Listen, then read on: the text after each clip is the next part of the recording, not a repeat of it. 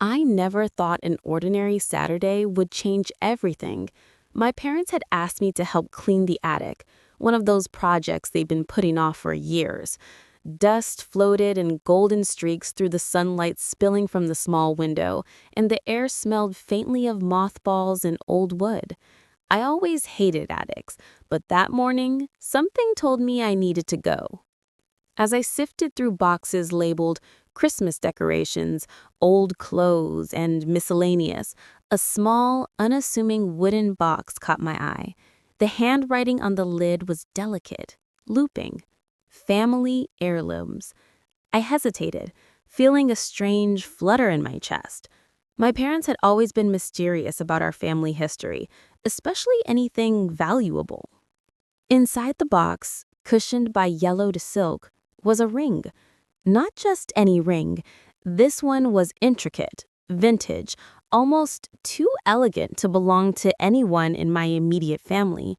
Its center stone sparkled with a clarity that seemed unnatural for something so old, and tiny diamonds framed it like a halo.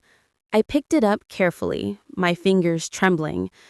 Daniel, my fiancé, who had been helping me carry boxes down the ladder, leaned closer. "Claire, is that—" His voice faltered. I hadn't even noticed him hovering.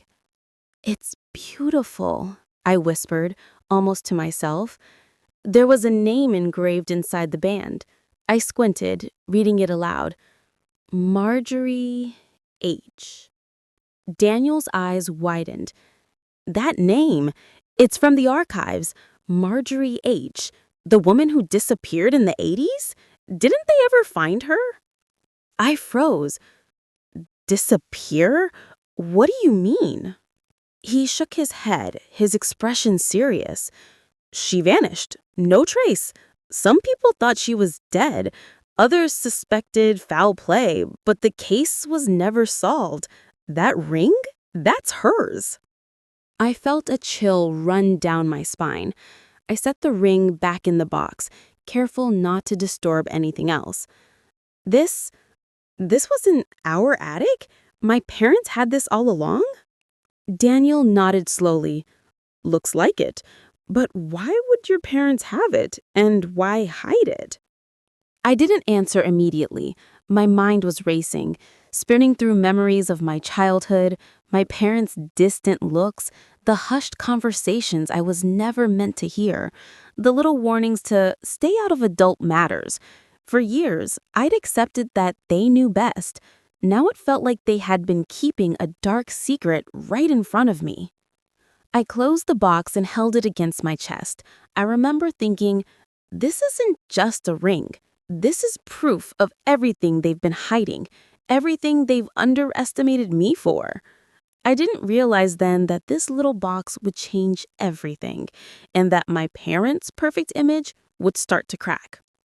The moment I brought the ring downstairs, my hand still trembling, I felt a shift in the air. My parents were sitting in the living room, sipping tea, pretending everything was normal. Eleanor looked up politely, and Richard barely glanced at me. I swallowed the lump in my throat and placed the wooden box on the coffee table. "Mom, Dad, can you tell me about this?" I asked, trying to keep my voice steady. "That?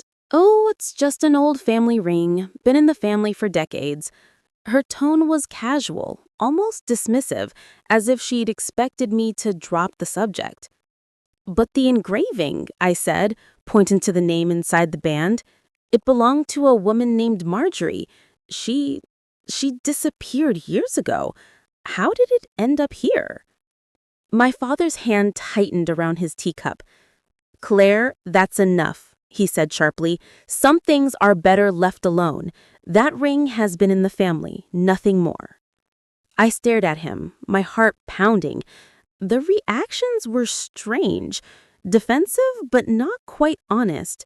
A part of me wanted to scream at them, demand the truth, but another part, the one that had learned early how to navigate their tempers, kept me calm.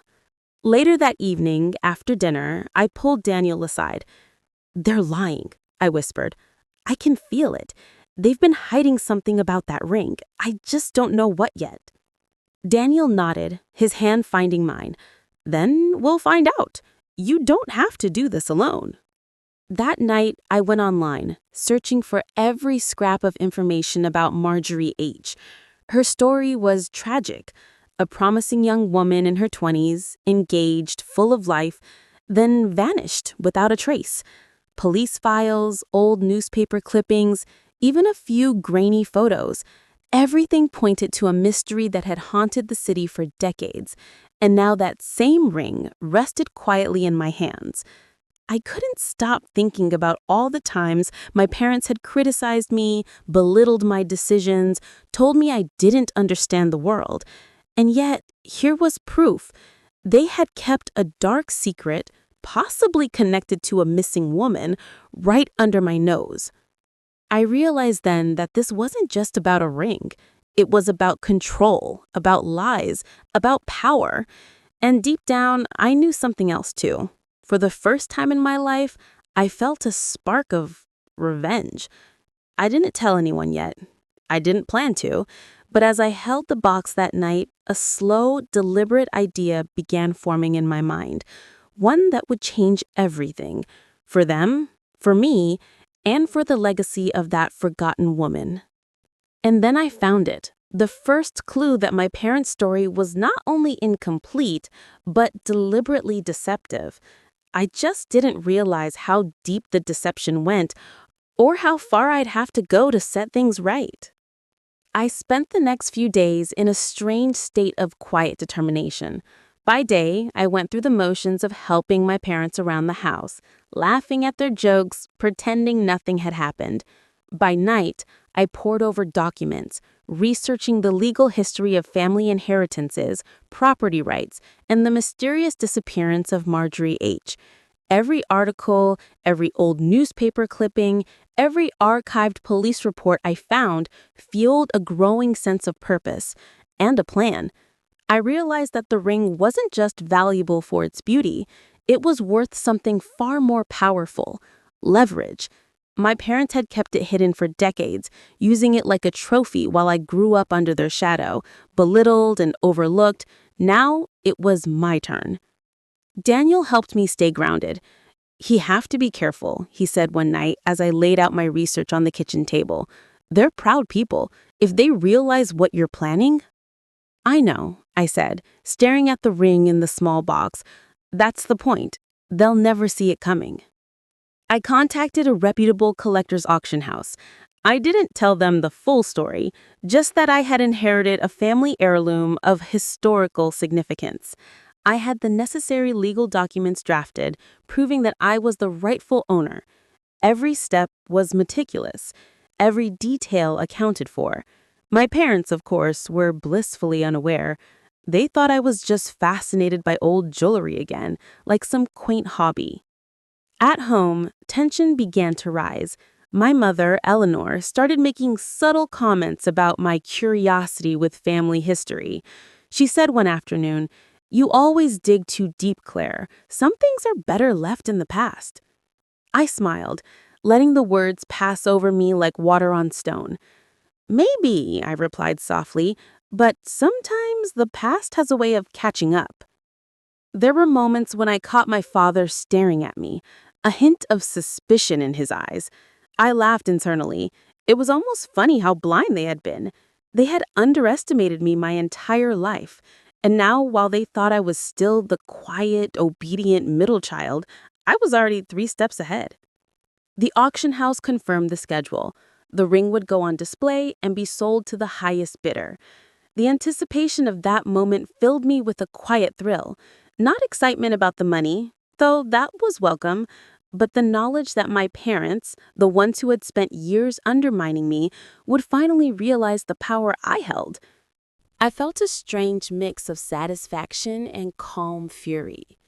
Revenge wasn't just about the ring. It was about showing them that I was no longer the pearl they had tried to keep small.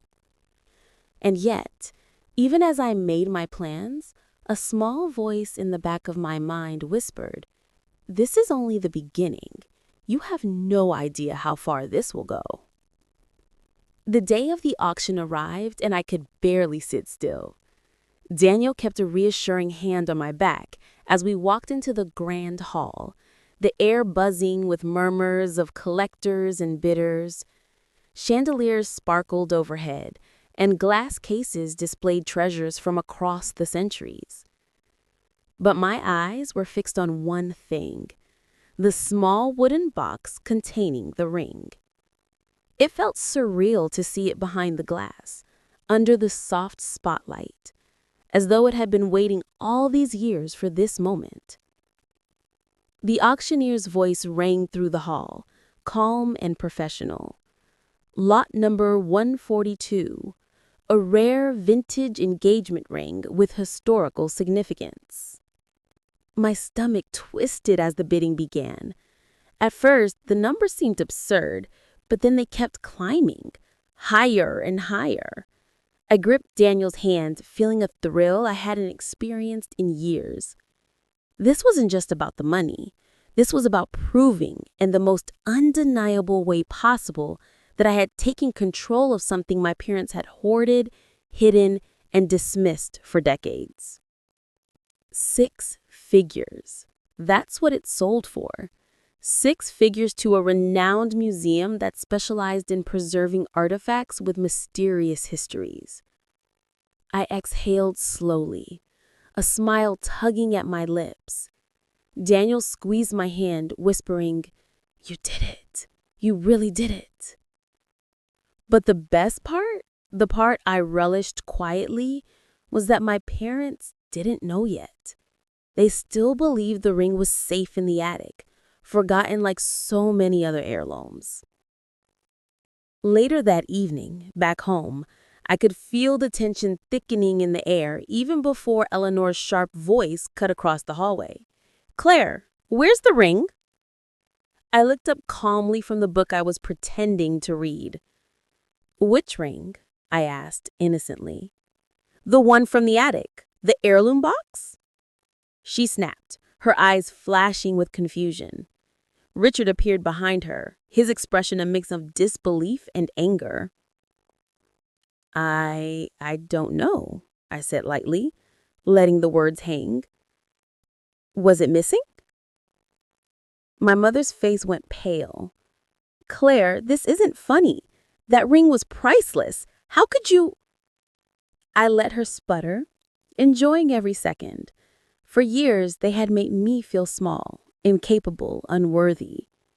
Now, watching them panic, I felt a strange thrill.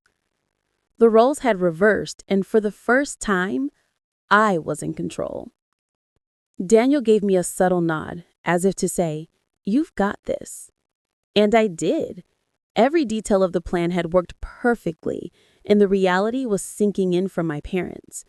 They were powerless to change anything, and I could see the fear and frustration building in them. I couldn't help but smile thinking about all the little moments they dismissed me. "It's only money," I said softly, almost to myself. "But it's the principle, and they're finally learning what it feels like." And yet, even as I savored the moment, a shiver of anticipation ran down my spine. The storm was only beginning. I knew they wouldn't take this lying down, and I was ready for the chaos that was about to unfold. It didn't take long for the cracks to appear. That evening, my parents sat stiffly in the living room, pretending to read the newspaper. But the tension was electric. I could feel their eyes on me, sharp and calculating, every so often flicking toward the small box that now sat innocuously on the table, empty, but still a symbol of their loss. Finally, Eleanor broke the silence. "Claire, we need to talk," she said, her voice measured but icy. "Where is the ring?" I looked up slowly, keeping my expression calm, almost indifferent. "I'm not sure what you mean," I replied lightly. Richard's face darkened. "Don't play games with us. That ring, it belonged in our possession. Where is it?" His hands gripped the armrest of his chair, and I could see the subtle tremor of fear beneath his otherwise controlled demeanor. I leaned back and smiled faintly. "Oh, you mean the ring from the attic? The heirloom box? That one?" Their reaction was immediate. Eleanor's hand flew to her mouth, her eyes wide. Richard's jaw tightened. They exchanged a glance I'd never seen before, one that spoke volumes of panic, disbelief, and guilt. Daniel, sitting beside me, gave my hand a reassuring squeeze, and I could feel his support grounding me as I spoke. "I sold it," I said softly, letting each word sink in. "I inherited it. Legally, it was mine.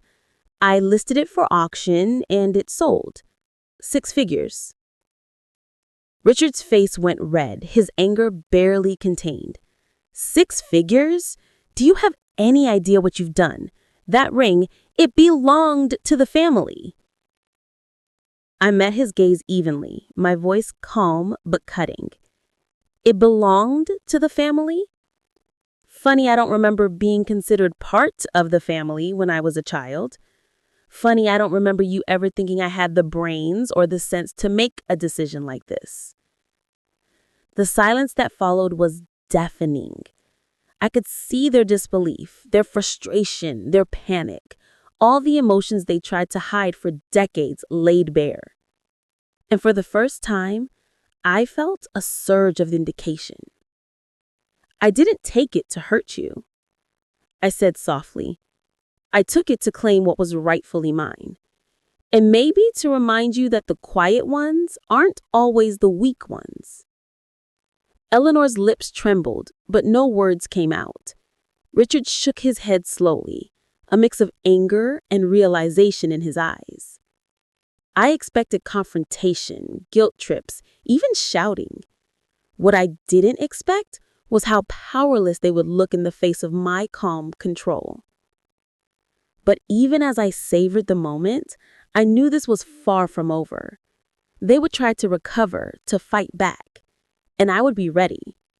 I had more than just the ring up my sleeve. I had patience, planning, and a quiet fury that had been building for decades. I leaned back, letting the tension hang in the room like a storm cloud, and thought to myself, they finally know I'm not the girl they tried to keep small, but they have no idea just how far I'm willing to go. The psychological games weren't cruel, not in a direct way. I wasn't yelling or humiliating them publicly. I was subtle, surgical, a reminder that the little girl they underestimated had grown into a woman who knew exactly what she was capable of. One evening, Eleanor finally snapped, though she tried to disguise it as calm concern. "Claire, you're letting this ring change you. It doesn't have to be about proving something. You're better than this." I met her eyes steadily. "Better than what, Mom? Better than being ignored? Better than being underestimated? I've waited decades for this moment to show you that I'm not the quiet one anymore. And yes, this ring gave me the chance to do it." She said nothing. She couldn't. And in that silence, I felt a surge of triumph I hadn't allowed myself to feel before. For years, they had held power over me through subtle control, through words, through their cold approval. Now, the power had shifted. I didn't even have to raise my voice. The knowledge of what I had done and what they could no longer take from me was enough. And yet, even as I basked in the subtle victory, I knew the final confrontation, the moment where everything would truly come to light, was still ahead. I could see it in Richard's eyes, in Eleanor's tense posture, in Adam's half-hidden envy. They were cornered, and I had only begun to press the advantage. But the most satisfying part? They didn't even know I was ready to take it further. I had one final move, one that would cement everything. And I was savoring the anticipation. The day I decided to reveal the full truth, I could feel a quiet satisfaction settling in my chest. My parents had been dancing around the topic for weeks, their veiled accusations and veiled threats barely touching me. But now it was time to lay everything on the table. Calm, precise, and undeniable. I called them into the living room, Daniel at my side, and set the box on the coffee table. Empty, of course. Eleanor's eyes flicked to it immediately, her lips parting as if to speak, but I raised a hand gently. "Please, just listen first," I said.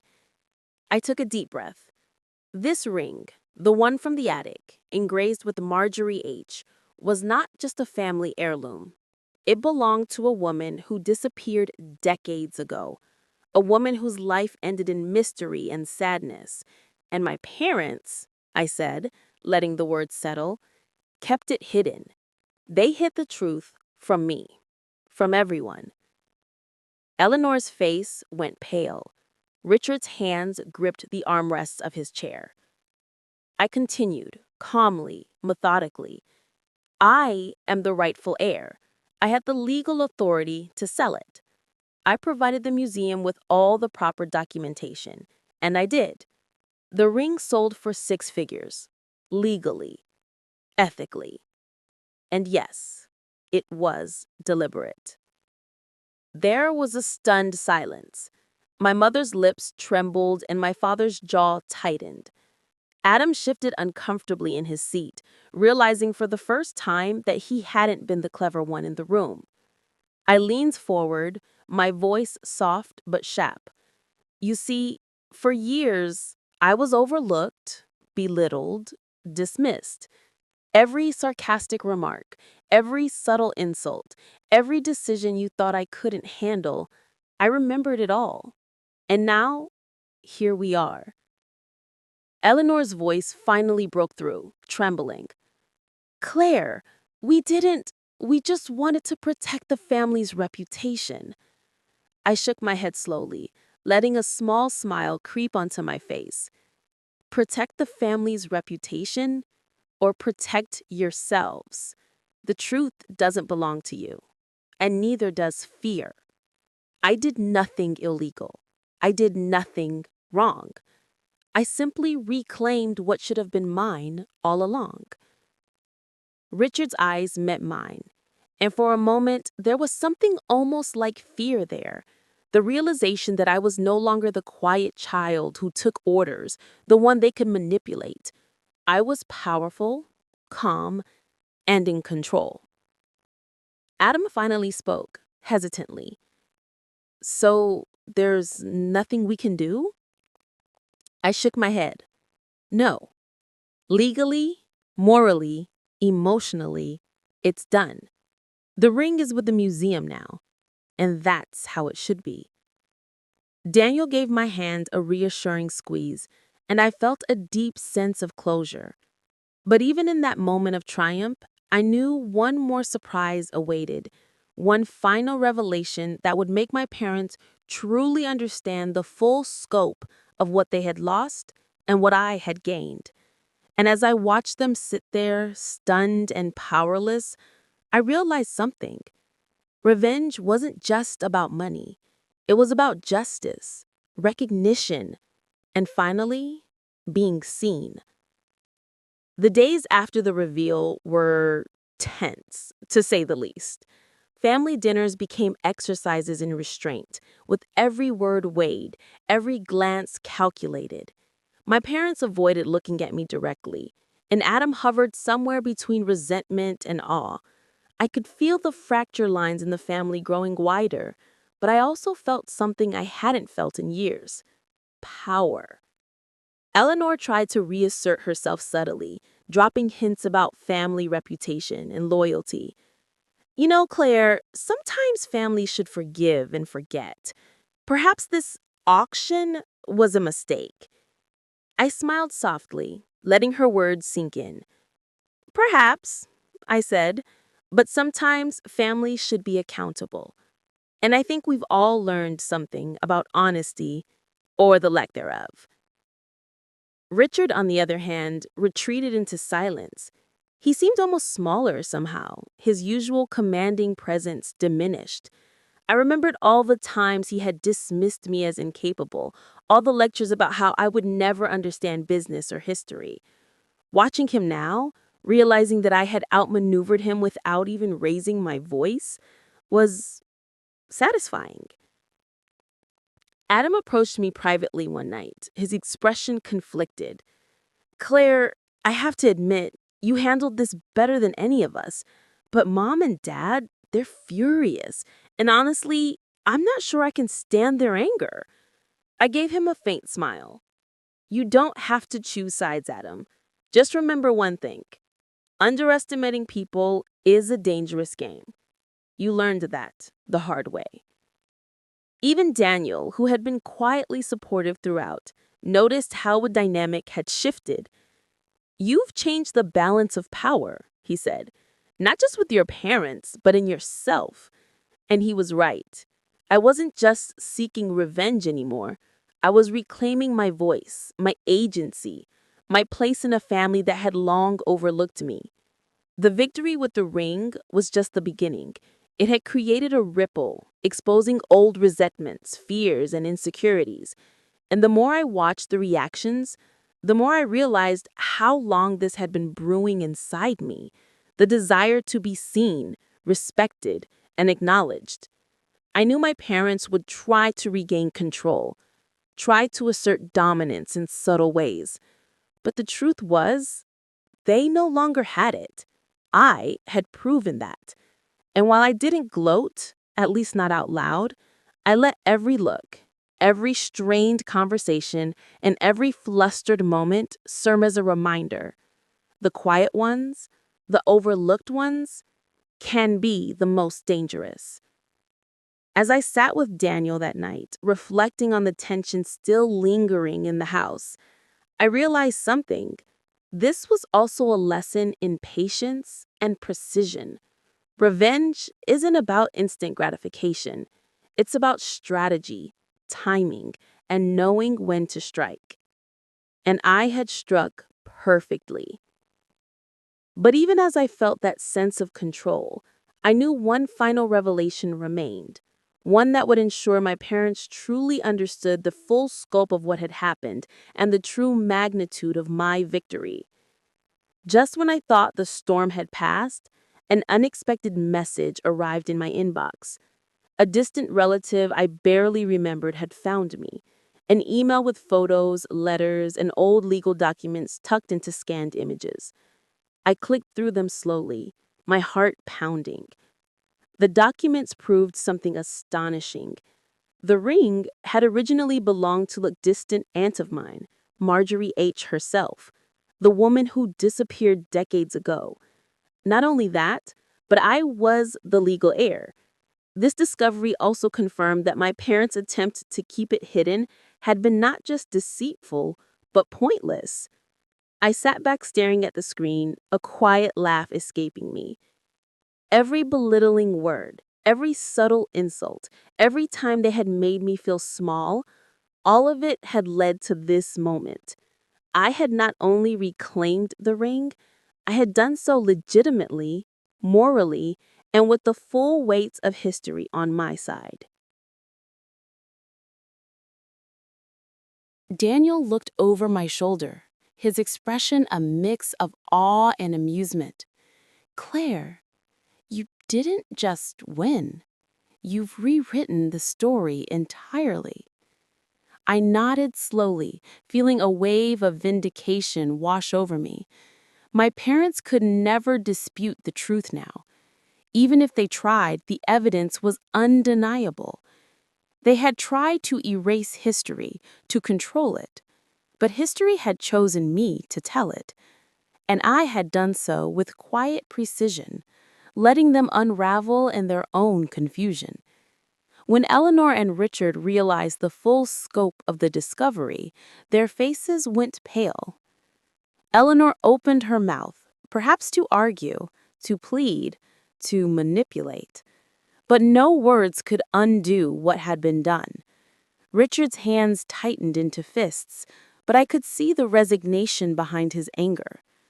I thought about the years I had spent being the quiet, overlooked middle child, and I realized something profound.